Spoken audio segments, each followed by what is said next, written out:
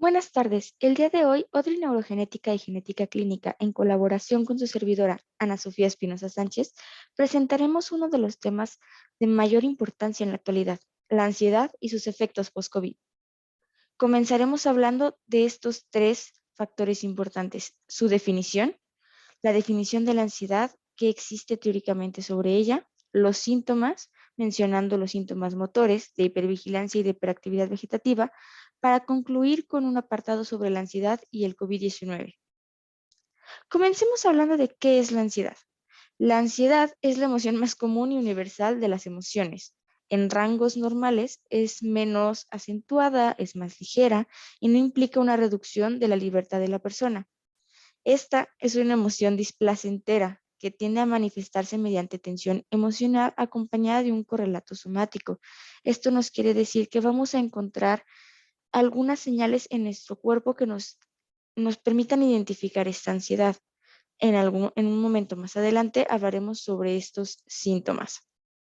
También la ansiedad es la combinación de manifestaciones físicas y mentales que no son atribuibles a peligros reales y se presentan en forma de crisis o en un estado persistente y difuso que puede llegar al pánico.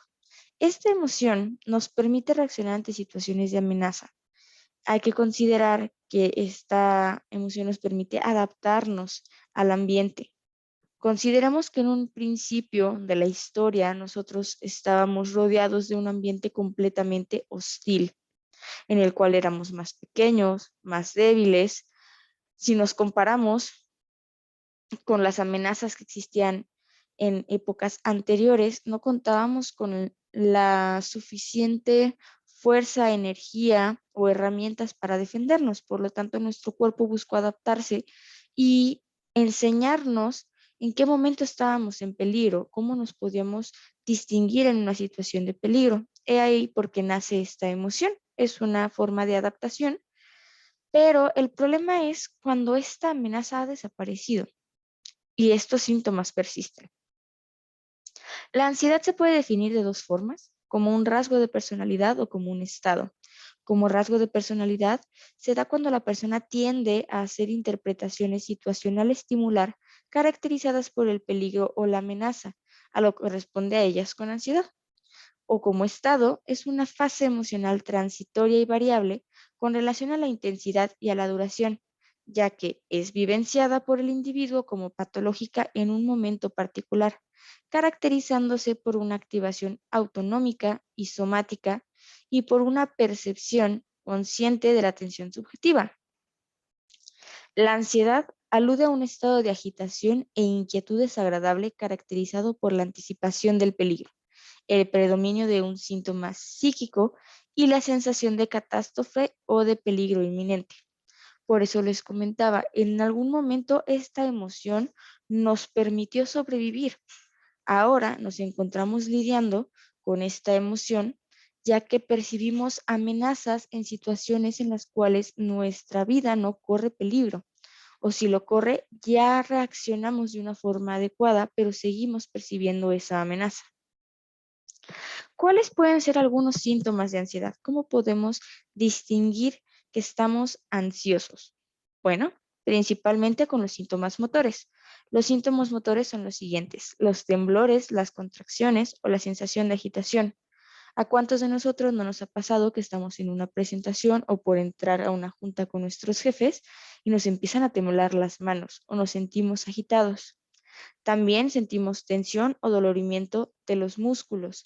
Después de una larga evaluación, sentimos nuestro cuerpo tenso. La espalda nos duele, el cuello, espalda baja. Es justo por esta tensión muscular que se da posterior a la ansiedad. Podemos sentir inquietud o fatigabilidad fácil. Dentro de los síntomas de hiperactividad vegetativa encontramos la dificultad para respirar o la sensación de ahogo. He aquí porque en muchas películas podemos ver a personajes que cuando los representan como ansiosos les dan una bolsa de papel para que respiren un poquito más lento. También se encuentran las palpitaciones o la taquicardia, la sudoración o manos frías y húmedas, la sensación de boca seca, náuseas, diarrea u otras molestias abdominales. También hemos visto en varias ocasiones, incluso en películas y series, cómo representan que una persona que tiene problemas para hablar en público o para hacer presentaciones tienden a vomitar o a tener problemas estomacales antes o después de estas presentaciones. Es justo por esta ansiedad lo que las está provocando. O también se pueden sentir sofocos o escalofríos. También están los síntomas de hipervigilancia, los cuales son la sensación de que va a suceder algo y es justo por esta capacidad de distinguir esta situación de amenaza o esta parte de sentirnos tensos, que algo está mal, lo que nos va a hacer reaccionar. Una respuesta de alarma exagerada. Existe dificultad para concentrarse o tener la mente en blanco. Y por último, esta dificultad para conciliar el sueño. ¿Por qué? Porque nuestro cuerpo está esperando reaccionar ante una amenaza. Está esperando que llegue algo y nos afecte. Entonces, no se puede permitir dormir, no se puede permitir comer. Tiende a mandar toda su energía a las extremidades para poderse defender o en su defecto correr. He ahí por qué nuestro cuerpo y nuestra mente están trabajando sin sintonía. Mientras que uno está queriendo descansar, recuperar energías, el otro está queriendo mantenerse alerta y correr. ¿Cómo podemos relacionar la ansiedad y el COVID-19? Todos sabemos que esta pandemia ha llegado a afectarnos a niveles inimaginables, tanto en el nivel social, cultural, contextual y de salud, sin duda alguna. Entre ellos, la salud mental. Una de cada 5 personas que han tenido COVID-19 son diagnosticadas con una enfermedad mental dentro de los 3 meses posteriores a la prueba positiva. De entre ellos, las primeras respuestas emocionales de las personas ante la pandemia y el aislamiento por COVID-19 incluyen el miedo y la incertidumbre extrema. En un estudio peruano reciente se identificó una alta prevalencia global de síntomas depresivos, de ansiedad y de estrés postraumático.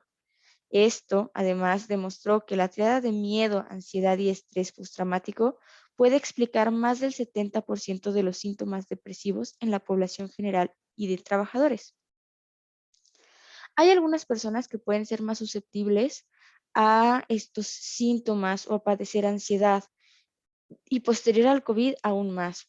Entre ellos encontramos que hay personas que son susceptibles a los efectos psicosociales, lo que trae a destacar a aquellas personas que han pasado por el periodo de infección del virus, ya sean asintomáticos o sintomáticos, hospitalizados, ya que todos se vieron sometidos a sentimientos y sensaciones de miedo y angustia, y que aparte esto los vuelve vulnerables a patologías psicológicas, psiquiátricas que pueden conllevar a la muerte, justo porque muchos de estos agravan la sintomatología que se vive en esta enfermedad. En muchos casos se vio que en crisis de pánico o crisis de ansiedad, las personas por estar respirando demasiado rápido sentían que se les iba el aire y pensaban que era el virus y que estaban aún más, se checaban la oxigenación y por lo mismo de cómo estaban respirando, la oxigenación no marcaba adecuadamente y terminaban hospitalizados. Algunos estudios que buscan asociaciones bidireccionales entre COVID-19 y trastornos psiquiátricos encontraron los siguientes puntos. Primero, el diagnóstico psiquiátrico más frecuente después del diagnóstico de COVID-19 fue el trastorno de ansiedad con una probabilidad de resultado en 90 días del 4 a 7%. Los trastornos más frecuentes fueron los trastornos de ansiedad, de adaptación y de ansiedad generalizada, para posteriormente pasar a los trastornos de estrés postraumático y el trastorno de pánico. También la probabilidad de un primer diagnóstico de trastorno del estado de ánimo dentro de los 14 a 90 días posteriores al diagnóstico de COVID-19 fue del 2%. Dentro de los factores asociados a la depresión y ansiedad causada por el COVID-19, se ha observado que influyen causales como el miedo a contraer la enfermedad, el confinamiento, problemas económicos, preocupaciones por familiares, amigos y compañeros. También podemos ver en la población más joven las causas obedecen al aislamiento social, a la violencia intrafamiliar, aunque es de llamarse a la atención que los jóvenes que sufrían de acoso lograron mejorar esta afección. No obstante, hay que tener en cuenta que también son víctimas del miedo que produce esta enfermedad. El personal de salud es un área que se vio muy afectado, en especial por las largas jornadas de trabajo que los somete a una gran presión y al miedo a infectarse al estar cuidando a los pacientes. En un inicio incluso no se contaban con las medidas adecuadas de protección, por lo cual se solían tomar decisiones como las renuncias en sus trabajos, como una solución a su ansiedad o se aislaban completamente. ¿Cuántas veces no vimos reportajes del personal de salud teniendo que mudarse, teniendo que irse a vivir a otros lugares para estar completamente aislados y de esta forma arriesgar menos a su familia? Si en algún momento has considerado que tienes síntomas de ansiedad, no dudes en acercarte a un profesional de la salud, ya sea tanto salud general o salud mental. Si gustas, te puedes acercar con nosotros al número 618-243-5811 y te podemos agendar para hacerte una prevaloración y acompañarte en este proceso. Contamos con citas presenciales y virtuales. Muchas gracias por su atención. Buen día.